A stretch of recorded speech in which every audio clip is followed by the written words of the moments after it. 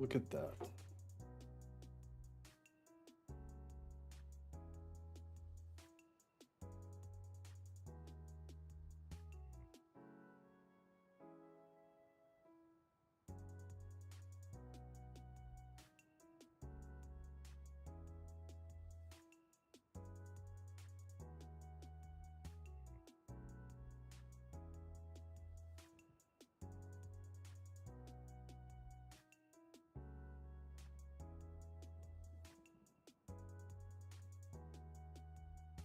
God.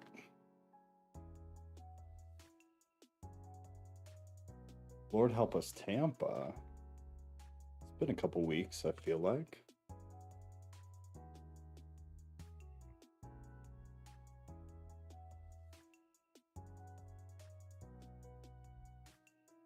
This will be a good break from the never-ending rabbit hole that has been Twitter for me the past day. Who you telling? It's been wild out there. It's been wild over there on Twitter. Good God. I swear on one of my Twitter accounts, the entire algorithm is just gone. It's ruined. It's literally all that's on there. It's honestly, I don't know if I've ever seen it like this before. Like this zoned in on one single thing. And it's just the same things over and over and over. Never ending. Yeah, luckily I don't really get on TikTok anymore at all, but I'm sure TikTok is just as bad. My Instagram was basically unaffected, but also like I don't get on there. X I get on and like flip through sometimes, but the other ones I really don't. I did see like a couple of Christian influencer guys capitalizing on it on Instagram though. I mean, I guess like do your thing, you know, make your money. It's what's being pushed right now.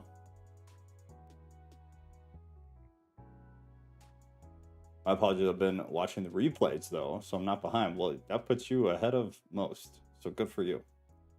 Good for you. Tonight should be quick. I have a pounding headache, so it all worked out perfectly fine. So jam through 7, which has got a good amount. And then, I mean, if for some reason we get through it quick and I'm not bleeding from the eyes, then maybe we'll do 8. We'll just see how it goes. See how it goes. But good God, man. What a wild time. Mystic came because her Twitter feed is ruined also. Everybody's here because they need a break from Twitter right now. Understandably so. Understandably so. What a wild 24 hours. Scott, open Twitter for like 2 seconds. I don't know. I'm sure like if you have a very curated algorithm towards like just Christian theology or something or whatever, like whatever motorcycle, whatever you're into, then maybe you're not seeing it. But I feel like anybody who's kind of tied in algorithmically to politics is just wrecked. Mine is wrecked. All it is Trump. Trump, assassination, FBI, Secret Service. Women shouldn't be in the Secret Service. It's just all of these things just repeat, bam, bam, bam, bam, bam. I got internet back and then yesterday happened, and well, I'm not using the internet again. Good for you. Good for you. I mean, it's just, I get it. Like, it's a big deal. It's absolutely a big deal. But good God. Like, new information. How about that? I'd be happy if it was new information, but it's just the same information being recycled by anybody who could possibly push it because they want engagement. And it's so apparent. Like, it's slightly embarrassing. It's a little bit embarrassing. I literally only use Twitter for quick real-time updates on whatever events going on, so I'm not surprised. Yeah, fair. So that makes sense. That's me too. It's like, it's for the profile I'm talking about. It's just like politics. I want like the news. What is the news right now? What is breaking right now? And sure as shit, I'm getting that. The media overdo it. I haven't been on Twitter since I was told that I had toxic masculinity. I get told that from time to time. So you're not alone there. Good for you. Welcome to the team. All right. Okay. Well, if you're watching this later and you don't know who we are, oh, that's not going to work for me. There we go. We do this twice a week. We do Sunday night at 6 p.m. We do Thursday night at 7 p.m. Central Time for both. We have a Discord server. This is the Discord server. There's a link to it in the live chat pinned. There's also a link in the description of the video. This is obviously a new YouTube channel. We're going to see what happens with the algorithm because the last channel did not go well. Understandably so, because of some of the things we were talking about. So now it's just Bible study all the time. That's it. That's all. Some word studies here and there. Theology, maybe, topics, whatever. But very, very keyed in to the specific stuff. So join the Discord if nothing else, because that's where all these lovely people are. And much smarter than I. So I would call upon them if you need anything at all, because they will help more than me. But I know you're a chick. That's why I laughed. That's why I laughed. Kat, my lovely other half, also is probably, she fits that category of toxic masculinity as a chick. So you're not alone. That's why I laughed, though. I know. All right, so Genesis 6 was last week. We got into the Nephilim a bit, or was that the week before? I don't know. Past couple weeks, we got into the Nephilim very briefly because we're trying to stay on topic, but we will go back to the Nephilim when we talk about Enoch. And moving into like Jonah's Ark. So now, the story that every child who's ever been to Sunday school ever knows. It's Noah's Ark. So this is chapter 7. Then the Lord said to Noah, "Go into the ark, you and all your household, for I have seen that you are righteous before me in this generation." Remember too, that whether it was last week or the week before, we got a big list of men's names. And after each man, the author said, "And then he died. This was his name. This is a thing about him. And then he died." For all the men but 2. Enoch was one, arguably the same Enoch from the book of Enoch. Different conversation, either way. Some gentleman named Enoch was one, where he was said that he walked with the Lord, which was a very specific choice of terminology. And then Noah was the other one. In this sea of names of men, thing about man, and then he died. Enoch and Noah were their names, thing about them, and they walked with God. So setting them apart in some form or fashion, it's not entirely clear, other than for Noah, because then we get this whole thing about Noah. Noah basically restarted all of humanity, all of the world, essentially, all of creation, basically. So for Noah, we kind of get why he was singled out as a man who walked with God, because then we get confirmation here. "Go into the ark, you and all your household, for I have seen that you are righteous before me in this generation. You walk with me." Noah, man who walks with God. "Take with you," here we get into a slight contradiction that nobody wants to talk about, but we're going to talk about it. "Take with you 7 pairs of all clean animals." 7 pairs. So problematic, maybe, because there are 2 different figures that are given, right? 1 pair of each species, or is it 7 pairs of each species? Because we get both. Discrepancy, overlooking on the author's part, 2 different directives. I don't know. It's just one of those things to be aware of. Don't be brainwashed. Don't be lying to yourself. Be honest that there are things in the Bible that kind of contradict each other. Does it really matter? You decide. For me, no, because I don't take this text totally literally. I don't think this is an exact account of how everything happened from Genesis 1 to here. Now, I will say that I think from Genesis 1 kind of moving forward, I think it becomes more historical and less of an illustration. I think much of the beginning of Genesis is not literal at all. And before you call me a heretic, I'll remind you, much of scholarship doesn't, because a lot of it just doesn't make sense. So it's really hard to kind of justify it and be like, this is exactly what happened. It's word for word, exactly how it went down. Sure, believe that. That's fine. It's problematic, though. At the very least, it's problematic. But as things kind of carry on and we get towards Noah and the ark, things, they click a little bit more. Things start to make a little bit more sense. But this is just one of those things to be aware of. Take with you 7 pairs of all clean animals. There's a discrepancy there. Is it 1 pair, which we're told, or is it 7 pairs? What is more realistic? Like, with your logical mind, not your theological mind, what is probably more realistic? If you take 1 pair of every animal, what if one of those animals got sick? Because they're all cooped up in a boat. If you take this part literal, they're all literally on a boat for a very long time. It's not unreasonable to think that perhaps one of them gets sick, perhaps one of them died. Hey, Floof. It's not an unreasonable thought. So to me, like, logically, 7 pairs makes sense for 2 reasons. One, the Bible loves the number 7. Big deal, really big deal. No number is loved as much as 7. But then that kind of calls into question, well, is it just them using the number 7 again? Or was it literally 7? But more than 1 pair makes sense logically, because you're like, okay, well, there's a bit of a margin of error. In case something happens to one of the animals, if you only have 1 pair, you're screwed. So that animal just doesn't exist anymore.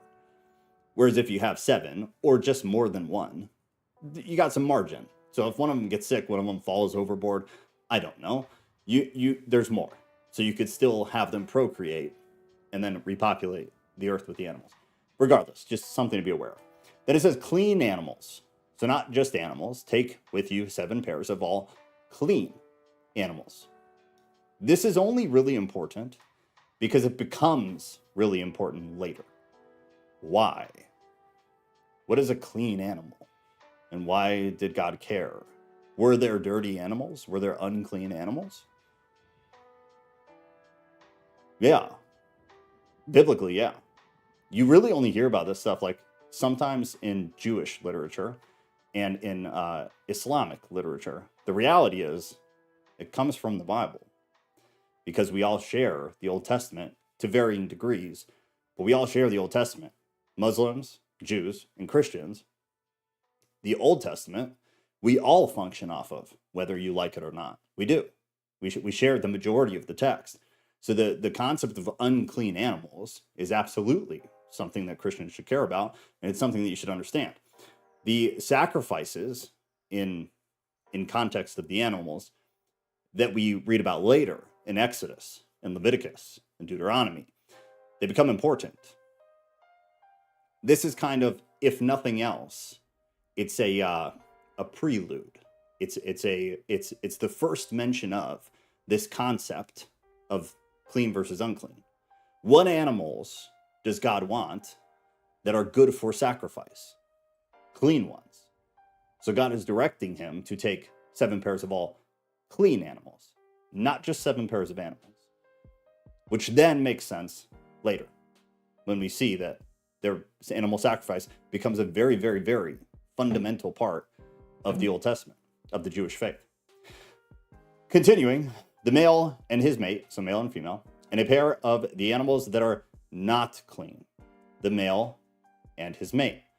So that would be 2 pair if you're relatively okay at math. Rodriguez, what's going on? And 7 pairs of the birds of the heavens also, male and female, to keep their offspring alive on the face of all the earth. For in 7 days, it's that number, man, 7, everything is 7. For in 7 days, I will send rain on the earth 40 days and 40 nights, and every living thing that I have made, I will blot out from the face of the ground. Blot out, the Hebrew, is very specific. It's specific to moisture or water. So it doesn't really matter, but it's one of those kind of interesting things where it's not like it's not a substitute word that fits. It's a very specific used term for with moisture wiping something out. So that I have made, I will blot out from the face of the earth. Now, for in 7 days, one of the thoughts is that that's like the loading period. That's the period where he's collecting the animals and then getting them on board. So you could say that God is basically saying like, okay, I need you to do all these things. This is your shopping list of creatures. You have 7 days before everything dies. So that's a tight window, especially considering like, and this is just something I want you to think of, like in terms of the literal. Is this literal? Were all animals that we have today on the ark? I think it would be hard to say that. And be honest with yourself. I think it would be hard to say that. In 7 days, with no real means of transportation or travel, would he have been able to travel across the land and collect all of these animals and bring them back to the ark in 7 days? It's very unlikely. It's very unlikely. Again, I don't have the answer. I'm just saying it's something to think about. It's something to be honest with yourself about, to ponder, and then wonder, okay, maybe not everything is literal. Maybe it's a story that is trying to express a specific thing. Or maybe you're like, yeah, that sounds reasonable, and that's fine. I don't care. It's up to you, what you believe. I'm just going to try to point these things out. Do you think those numbers are literal? I think I just answered that. Personally, no, I don't. I don't think it makes any sense. I think logically it's a wild thing. Unless there was divine intervention, then who the hell am I to say? I don't know. Maybe God levitated the animals and brought them within a 5-mile radius, and then Noah swooped them up from there. I don't know. Or maybe it wasn't actually 7 days. Maybe it was way longer than that, and God gave ample time, but the author just wanted to use 7 because the Bible really loves 7. I don't know. Wait, I thought there was an apocryphal book that said the animals would come to him and they had a bow or something. Yes, actually, I know what you're talking about. We'll read it, because I don't think you were here whenever we talked about this. Thursday, maybe. I think we're going to go into the Apocrypha after 2 Corinthians to take a break. So maybe we'll go there. I'd be lying if I said I remembered like the details of what you're talking about there. But yeah, from memory, I believe you're right. Is that one of the apocryphal texts do say that the animals, like, they came to him. Which is why, is it possible? Sure. It's definitely possible. It's just something to think about. That's why, like, I'm not going to tell you what to believe. I'm just going to propose questions. And then, you research, think, whatever, and get where you get. But we got 7 pairs. We got 7 days, 40 nights. Every living thing will be blot out from the face of the earth. And Noah did all that the Lord had commanded him. Noah was 600 years old when the flood of waters came upon the earth. 600 years old. We kind of talked about ages last week or the week before, whatever, that they seem to dwindle as time goes on. And this seems to biblically be tied to the fall. That after the fall, God kind of made some comments that leave you to insinuate that a part of the punishment was, well, mortality was an obvious punishment. That was super clear. But it was also kind of insinuated that the age of your life will also be greatly diminished. Which, if you think about what is the average age that a human lives today, compared to Noah, so says the author, at 600 years, it seems as though it's dwindling. But you could say, like, it was shorter 100 years ago, and now, because of medical advancements, it's kind of lengthening again. But maybe there's kind of an ebb and a flow depending on technology. That's another thing to just think about if you care. Verse 6. Yeah, Noah was 600 years old when the flood of waters came upon the earth. And Noah and his sons and his wife and his sons' wives. Who were the wives? Just something to think about. Again, who were the wives of the sons? Noah had a wife. Noah had sons. And on the boat also were his sons' wives. Who were they? Where did they come from? Ponder it. So they're all on the boat. They went with him into the ark to escape the waters of the flood. Of clean animals and of animals that are not clean, and of birds and of everything that creeps on the ground, 2 and 2, male and female, went into the ark with Noah, as God had commanded Noah. And after 7 days, the waters of the flood came upon the earth. In the 600th year of Noah's life, in the 2nd month, on the 17th day of the month, on that day, all the fountains of the great deep burst forth. Conspiracy theory galore on this verse. Maybe we'll talk about it, but probably not. fountains of the great deep burst forth, and the windows of the heavens were opened. So, on the 17th day of the month, on that day, all the fountains of the great deep. Again, there are all of these numbers kind of being thrown around, and there's not a whole lot of clarity on exactly what any of that means. What was that to them? Because it's not what it is today. The calendars didn't function the same way. Nothing was the same. So it's something that, like, you'll argue with people about, like Genesis 1. God created the earth in this many days. Okay. Is that today's? Is that, like, are we using today's process? Are we using today's calendar? Is that what they were using? These are all of the things that you reel about when you start to get into some of the stuff deeper. But this is one of them, is that we get all these numbers, all of these dates, all of these time frames kind of put together.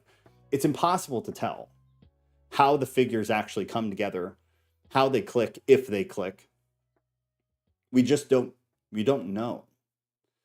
There are a lot of theories that Genesis was put together kind of like a puzzle. I don't know where I personally land with the theory, but it's a relatively popular theory when you get into academia, is that Genesis is kind of a collection of texts where somebody at some point, or a group of guys at some point, took these texts and put them together.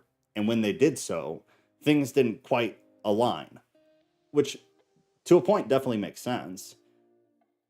But will you ever know? No. So it's just a theory.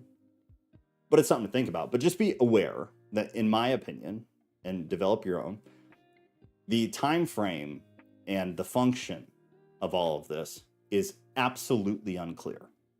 There is no way to make true sense of it because it doesn't work. It doesn't fit correctly. So you can get kind of like a rough idea, which the text gives, but that's the best you got. In my opinion, it's the best you got. So at some point you have to be like, that's it. That's all. That's the best it's going to get. This is the most I'm going to understand the actual frame of time and the spans, and I'm okay with that. For me, I have to just be okay with it. The springs of the great deep. This, like I said, there's a lot of, they're not really conspiracies, but there are a lot of theories, right? Because like the way Noah's Ark is taught to kids specifically, because that's what I think about when I think of Noah's Ark, is I think like it's probably the most common Sunday school story ever. And maybe that's just like my ministry background peeking through, but it's taught to kids that it was a rain, right? And some Bibles specifically call it rain. So what are the fountains of the deep that are bursting forth and the windows of the heaven being opened? Some Bibles translate the windows of heavens being opened to rain, which is just dishonest, because it's not what it says. It's not in any way what it says. The ESV is good because it's the windows of the heaven being open, which is a much more accurate translation of what was said in Hebrew. But this verse is in no way clear, and it's really hard to make it work with like what most people were taught about the flood. I think the rain was used because it was the easiest way to get people to understand it, and because people they probably just didn't get what was actually happening. Where did the water come from? How did this actually take place? The fountains of the great deep bursting forth has connection to other stories outside of the Bible. So there is that, which is just, as usual, it's just something to be aware of. Just know that it exists. This isn't a totally unique story. There's a lot of uniqueness to it, but it's a relatively well-crossed thing. I'm going to pull up this picture here, though, real quick. This, when it loads, will be the ancient Hebrew concept of the universe.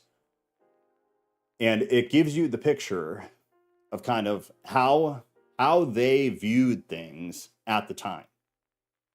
So the ancient Hebrew concept of the universe. You had God, the heavens of heavens, which was the sky.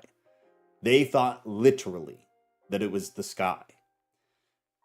Then you had the waters from above, because it would rain, So many people in the ancient Near Eastern cultures believed that there was water in the sky. Like, they believed in the firmament. We've talked about this when we talked about flat Earth. It was a very accepted theory at the time. We have like good indication that that's what they believed. So they believed the Earth was down here and that it was flat. They believed that Sheol was beneath the surface. Then they believed that you had this firmament, which is why the firmament is mentioned in the Bible. So you had this layer above the sky that is blocking the waters from above from crashing in to the earth. So the best in my opinion, the best way to understand what is happening in Genesis, what they believe is happening, is that there is water down here, which is they call the great deep, the fountains of the great deep, that there were some kinds of springs that were bursting through the floor of the earth. So there was water coming from below. At the same time, there was a heavy rain, is again probably what they believed based on what they believed about the earth. So there's water coming from both ends. You got rain heavy as hell, probably coming from above, in their view, breaking the firmament. So terrifying, because they believed that this is the only thing holding basically an ocean from crashing down on them. At the same time, there are what were probably like springs, which if you've ever been to see springs, it's a pretty wild thing. If you see big ones, they shoot water into the air like hard and high. So if you've got that happening on both ends, it would kind of make sense. And it would, to them, with their very narrow perspective and lack of scientific development, to them it makes perfect sense. The water from the great deep, the fountains, and also the rain, the window from heaven, is coming down. I thought was really helpful that they added this. It's a good depiction of what the mindset of the actual people we're clued into here probably had. So it helps give you kind of it helps give the visual of what they were thinking or how they perceived it, which is all that matters. How we perceive it is absolutely irrelevant. 12. And the rain fell upon the earth, boom, there it is, from the heavens. From the heavens were opened, the above were opened, the fountains of the great deep, from the great deep below, all happening at the same time. The rain fell upon the earth 40 days and 40 nights. On the very same day, Noah and his sons, Shem and Ham, and Zippeth, and Noah's wife, and the 3 wives of his sons with them entered the ark. They and every beast according to its kind, and all the livestock according to their kind, and every creeping thing that creeps on the earth according to its kind, and every bird according to its kind, every winged creature, which it's one of those things. Why are they separated? Every bird and every winged creature. It makes you think, what are winged creatures, if not birds? Are they bats? Are they something that no longer exists? Does it matter? Absolutely not, but it's something to think about. Every winged creature, every bird. They went into the ark with Noah, 2 and 2 of all flesh, in which there was the breath of life. And those that entered, male and female of all flesh, went in as God had commanded him. And the Lord shut him in. Yahweh shut him in. Just please remember, we talked about this at the beginning. Everywhere in the ESV, you see the word Lord was altered. What is actually in the text is Yahweh, every single time. Where you see Lord in the English Standard Version, it should say Yahweh. I don't know why they changed it, but very few Bibles say Yahweh anymore. And it's the actual term that was used. So it's kind of a pterodactyl. That is a great, great interpretation. I like that. I like that. Bugs. Like, were bugs on the ark, or were bugs winged creatures?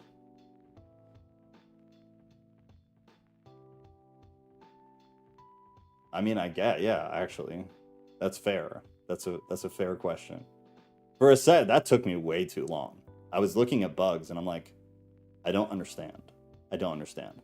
But then I remembered that bugs suck and they fly around and they're creepy. So yes, that's a fair question. Yeah, maybe bugs. I don't know. I don't know why God had them save the bugs. The bugs are very important, just to be clear. Dragons. See, that's what I always think, is that it's like some kind of dragon type thing, which I guess is kind of like what a pterodactyl is.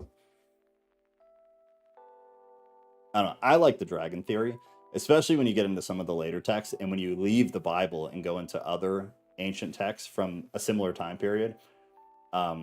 In the Bible, we have like Leviathan and everything, but in other texts, you have dragons. You have dragon-like creatures. So I like the dragon theory because I feel like it was something that they very easily could have included. And I feel like if they had, it's something that Christians would have taken out throughout history. So I like to let the conspiracy run in my head that dragons were in the Bible at some point. I have no proof of that whatsoever. I'll always tell you when it's 100% in my head. That is 100% in my head.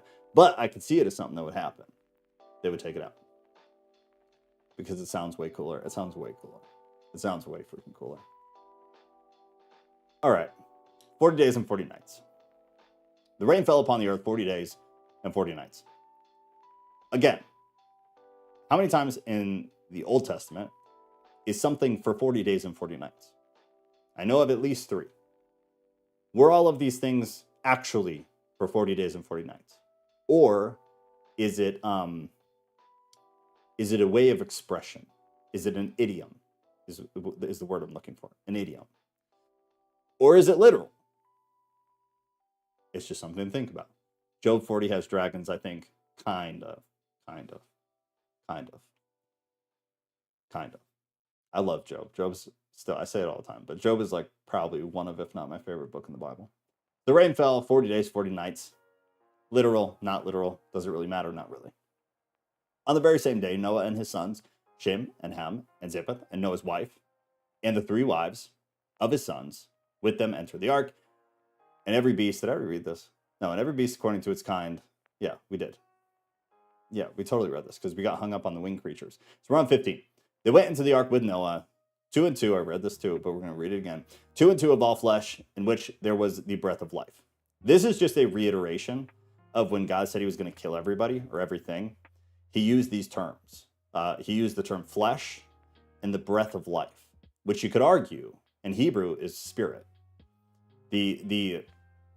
That's the way like the Hebrew expresses spirit is breath or wind, depending on context and depending on the actual term that's used.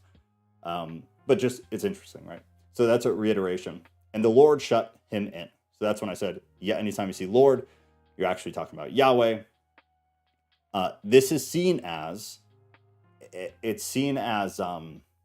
saving them, right? Because he's destroying everything except for this boatload of people, literally. So what God's doing is it's an act of safekeeping, and it's an act of like grace, which seems odd, but if you think about it, it is.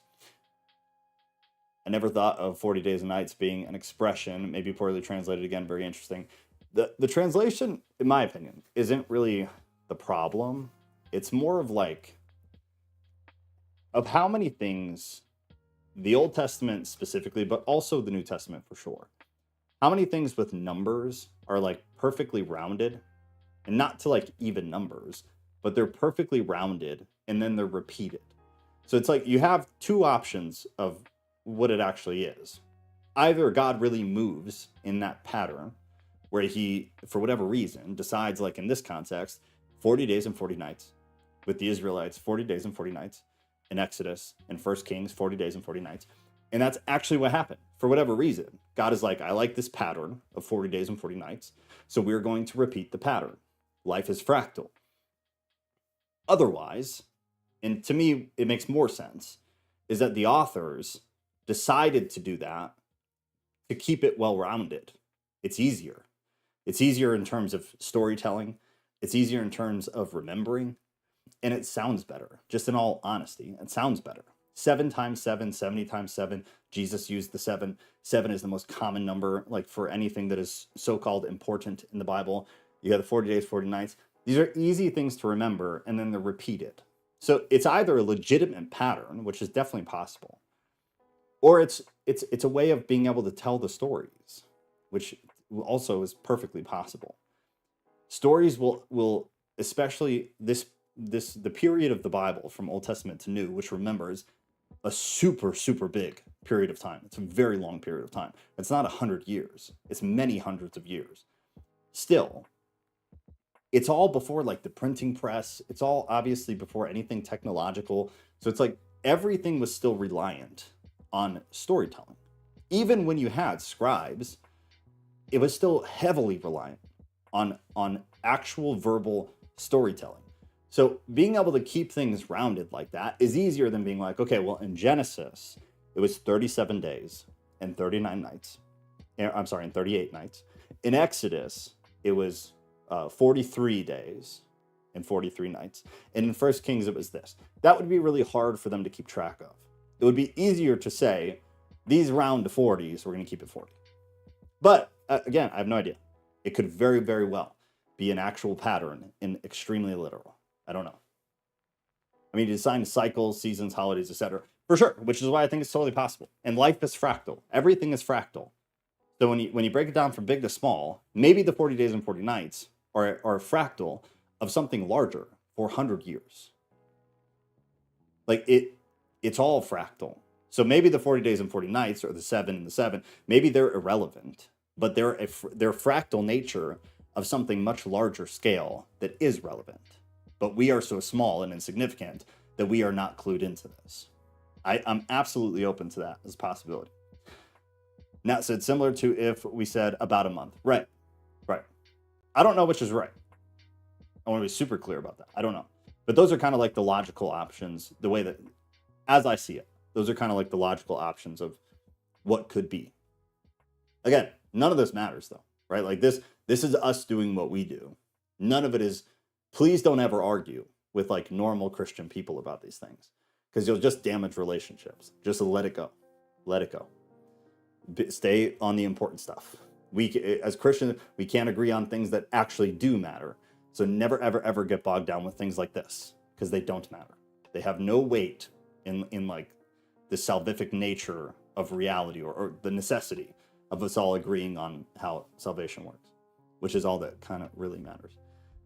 I thought the same, Nat, different calendar for sure. Yeah, the calendar was absolutely, totally different. So that could definitely play a part. Okay, so the Lord shut him in, act of grace. The flood continued 40 days on the earth. The waters increased and bore up the ark. And it rose above the earth. So it went super high up. Super high up. Remembering that to them, I'm going to pull it up again, above the earth is just this flat plane right here. So in their minds, they're not concerned about really moving over or under because they don't believe that's there. They believe it is just this. And that at the end of the sea is the firmament. And at the other end of the sea, you guessed it, is the firmament. So they're imagining, or not they're imagining, the story is telling that the boat is somewhere here on the water and it is now rising up above the mountains. Just for a visual. So above the earth, the waters prevailed and increased greatly on the earth, and the ark floated on the face of the waters. And the waters prevailed so mightily on the earth that all the high mountains under the whole heaven were covered. So that's what I was just showing. They believe the boat comes above the peaks of the mountains. Need to understand that there is conflicting opinion on this. So there's an argument to be had whether there was, and you might have heard of it before, was it a local flood or was it a global flood? From like the perspective of the Bible, you could argue for either. And the reason is because, as usual, we just don't have enough information. So if you're, in my opinion, whether you think it was local or you think it was global, I don't believe you have the right to tell anybody else what to believe because there's just not enough for one of them to be super confident. You could argue either side, that it was local or that it was global. Then you have to add in like other literature. If it was global, would other literature reflect X, Y, and Z? If it was local, would local literature reflect blah, blah, blah? But it's one of those things that, one, it doesn't matter. It makes no difference unless you are just being kind of petty. And two, if you're being honest, there is not enough. But there is enough, like other things, there is just enough to argue both. So there's not enough clarity to be confident, but there's also not enough clarity to not leave both of them on the table. Local versus global. Don't block people over nonsense. Yes, you need to contact that friend and make right. Above the mountains, the water prevailed above the mountains, covering them 15 cubits deep, which is what the kids would say today is hella deep, bro. And all flesh died that moved on the earth. Everything is dead. All living things dead. Birds, livestock, beasts, all swarming creatures that swarm on the earth. It's such an odd way to say things. Some of the things in Genesis, some of the things just in the Bible in general are said very interestingly. And some of them are translation and some of them are just said weird, regardless of whether you're in the original translation or not, or in the original language or not. And all of mankind. So everything that was living is dead. Everything on the dry land in whose nostrils was the breath of life died. Why? So in 21, we get told that everything is dead, including mankind. Yet in 22, there seems to be a necessity on the author's part to say that everything on dry land in whose nostrils was the breath of life died. You could either say two things, is that the Bible is just repeating itself, which it does quite often. I would lean more towards two, which is that the Bible is specifying that things with the Spirit died, which is a bit of a more interesting kind of hot take. Not hot in that most people don't believe it because they do. Hot in that when you really point that out to people, they don't like it. 21, everything's dead. All animals, including mankind. 22, everything whose nostrils breathed the breath of life, which again is the spirit in Hebrew, is one of the ways of depicting spirit in Hebrew, died. Specificity. It's also reiteration, but it's different. In my opinion, it's different. Very specific to those with the Spirit, which is a bit harder to swallow. Because it specifies that God killed humans that he created and who harbored the Spirit. It's just something to think about. He blotted out every living thing that was on the face of the ground, man and animal and creeping things and birds of the heavens. They were blotted out from the earth. Only Noah was left and those who were with him in the ark. And the waters prevailed on the earth 150 days. So this is obviously quite a bit of time, but not a wild amount of time until you get into 8 and you learn that it was kind of longer than that. And it gets a little bit more. Let me see. You guys pick. Do we do 8 or do we save it for next week? I'm good either way. We could get through it quick, or we could definitely save it and call it an early night because everybody wants to go back on Twitter and see all of the same pictures of Trump with blood on his face. But it was because human bloodline was Nephilim tainted. Right, but does that mean they don't have the Spirit? Would be the question. Or is the Spirit tainted? Can the Spirit be tainted? Oh, I don't know.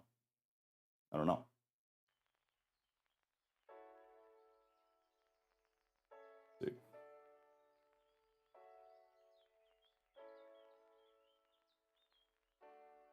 Right. That's kind of the question. But that's an assumption though. And I assume the same. Is that it's because the bloodline was tainted with the Nephilim. And you kind of get indication of that. But there's also just kind of a general indication that people sucked. it's one of those things, in my opinion, it's one of those things that like it insinuates that it's Nephilim related, but it doesn't specify that it's Nephilim related. It does specify that people were evil and suck, and therefore God wanted to wipe them out. To the point of all the anthropomorphism about God regretting something, as if God could regret something. Regret requires like a mistake. To some degree, it requires a mistake. It requires you to do something wrong. Otherwise, you don't regret the thing. So it's one of those anthropomorphic things from the Old Testament. I think we're gonna call it because we got 13 minutes. But so I posted this thread in Discord. Let me pull it up real quick. Here it is. It's a thread and off topic. So depending on your permissions and how you have things set up, you may or may not see that. But it's next Thursday live text suggestions. I said, as we discussed, let's get some ideas for Apocrypha texts that you guys want to do. I'll take whatever Apocrypha text you suggest, along with the next chronological New Testament book we would do otherwise, and run a poll for y'all to decide. So Jared had talked to Mikkel about Baruch. So we do those. Jared also said Adam and Eve, which I think would probably be a great choice just because we're in Genesis. So I'm leaning towards just picking that. And then Rodriguez put Tobit in here. All good choices. So if you have any more, then go ahead. But once we're done with are we done with 2 Corinthians? No.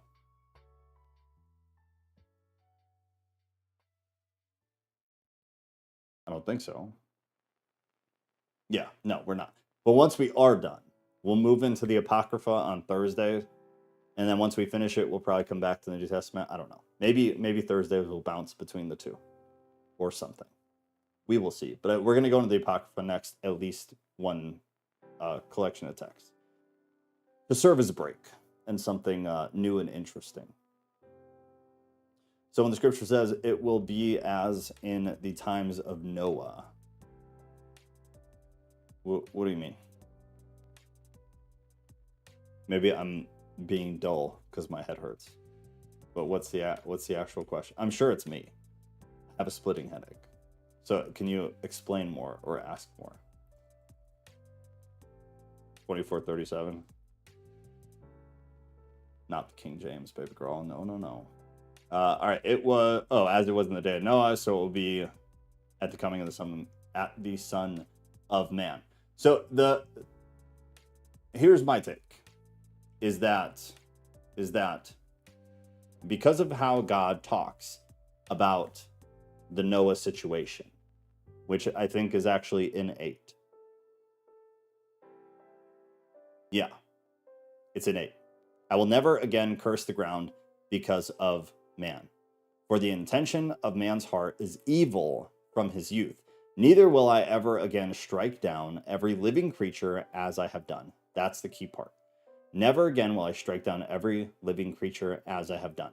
So it seemed as though in the New Testament, and Matthew 24:37 is an example of it, but it's not the only one, where it seems as if they are justifying the end times, which makes sense because they don't want there to be a conflict. So not humans tainted with Nephilim genealogy. I think it could be. I'm not disagreeing. I think it could be. But the mentions of as it was in the day of Noah is, in my opinion, it's their way of kind of softening the blow of the end times when people will again be wiped out. It's like a way of expressing that there will be a mass blot out again. But then the way it's talked about in other places is that it will be different. And if you actually read about the end times, you see that it is different. It's not just God deciding everybody is evil and he's going to just wipe everybody out, including, the animals and stuff. It's like there's a very specific storyline to the end times, and there's a very specific group of people that will be blotted out. I like the tainted bloodline better. I think it makes more sense, to be honest. Like, I think it makes more sense. But then you got to think, why a flood? Why? Of all the things God could have done, what? That's so much. That's so much. Coming from the Christian view of God, as somebody who could just, in the New Testament, he strikes people dead. It's very quick. It's very easy. It's just done. Why in the Old Testament was it this whole big dramatic theatrical thing of, well, you need to round up the animals, you got to build a freaking ark, and then I'm going to have water come from underground and from beyond the firmament, and I'm going to drown everything. The New Testament is like, these two people lied about the sale of their home and the money that they were tithing to the church, and so God struck them dead. It's just one of those things, which is why for me personally, I don't take Genesis literally, because I don't think it was literal, because it's just odd. It's odd. But I could totally be wrong, and I'm very open to it. Baptism is with water. Yeah, that's one of the answers, right? It's one of the answers. And it is different. Striking two people dead is different than completely wiping out creation. But still, it's very theatrical. It's a very dramatic big event. Getting all the freaking animals, building this big boat. 40 days and 40 nights. I'm gonna flood and kill everybody. There's too many flood accounts in different religions and cultures. Agreed. That's my problem. Is Noah's Ark is not a unique story. It's just one of the flood stories. Which is why, honestly, I believe there was a massive flood. I just don't believe Genesis account is literally exactly what happened. Because if you read the other accounts, it's similar but different. So the logical mind says there most likely was a massive flood that probably God was responsible for, but maybe the story is a bit specific to this specific group of people. Yada, yada, yada. Sounds literal to me. I don't disagree. I think it's interesting. I think the flood is literal. I don't necessarily think the story itself is literal. That's my take. Maybe God got frustrated with humankind had turned out wicked. Well, that's exactly what happened. It says so. It said he regretted it. God regretted making them, which again it's anthropomorphic in nature. It's not literal. Like God didn't feel regret, because then you have to theologically tear apart your view of God. But it's a way for an author to express this tie of human emotion to a beyond human being is anthropomorphism. It's a way of expression. It's storytelling. But it doesn't mean that the tenets or the fundamentals of the story are not true. And I believe they are. I think there's a lot of corresponding evidence. When you can get other religions to validate a story in the Bible, and if you can get multiple different religions to validate a story in the Bible, like the flood, it probably actually happened. I just don't know if there was really an ark. I don't know if really the animals got rounded up. I don't know if any of that is true, because the other stories depict something else. But the one common theme is that God was angry, God flooded the earth. So it seems very likely that that happened. It just seems less likely that the actual Genesis account is exactly how that happened. Rather, it seems as though this was the way that this culture decided to depict the story in a way that was theatrical, in a way that would keep attention, in a way that people would remember, because this was all passed verbally. That's a very important thing to remember, is all of this was first verbal and then on paper. There's specific detail with building the ark. Sure, but that doesn't mean it's true. There is specific detail. That's something, if you haven't looked into, you should look into. That's also something that you should do some shopping of manuscripts and see what was there and what was not. See what changed. But even if I would grant that the measurements and the specificity was all there in the original first manuscripts ever, it still doesn't mean it's true. Like that's the mark of a good story, is specificity. The issue is that would be really hard to pass verbally. The more complex it is, the harder it is to pass verbally. The harder it is for it to become an oral tradition that stays the same. Look into it. Again, I'm not saying it's not true. It could very well be true. I am not at all saying that I'm right. I'm saying these are things that I think about. I'm open to any of them being correct. That's the tough thing about it. But I personally I don't put weight in the measurements and in the specific, column blueprints or build prints of the ark. I don't know if I'm convinced they were there in the beginning. I don't know if I'm convinced they were passed orally first. It's unnecessary. It seems like something that was probably added to either to add validity to it or to just kind of like heighten the specificity of, or the nature of the specificity of the story. But yeah, I could totally be wrong. I'm wildly open to being absolutely wrong. It just doesn't make a difference. It's an absolutely non-essential. So it's just something like, if it interests you, do a bunch of research about it, see what you find. Answers in Genesis is somewhere that people go a lot. There's a lot of really good information there. Just like anything else, though, just be careful. They have a very specific bend to what they teach and what they decide to omit from their teachings. But they have a lot of, if nothing else, they have a lot of really interesting stuff that you just take with a grain of salt. Take all of this stuff with a grain of salt. The only things try to be firm on is like when you're in the Bible. When you're on a website, I hope to God nobody reads it like they read a Bible, because you just shouldn't. It's a very scary, scary thing to do.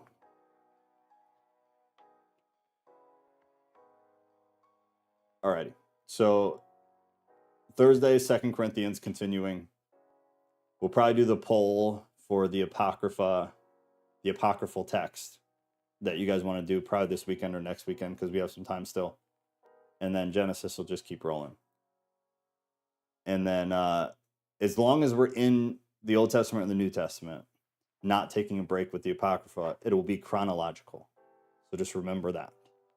So if you care to really go through all of it, if you miss something, then go watch the recording or whatever, or read it on your own. But we're going to go through the entire Old Testament chronologically. I just think it's better that way. It's easier to follow, because it's already really hard to follow. But that's the plan. All right, y'all. I am out. Everybody have a lovely week, and I will see you Thursday. Bye-bye.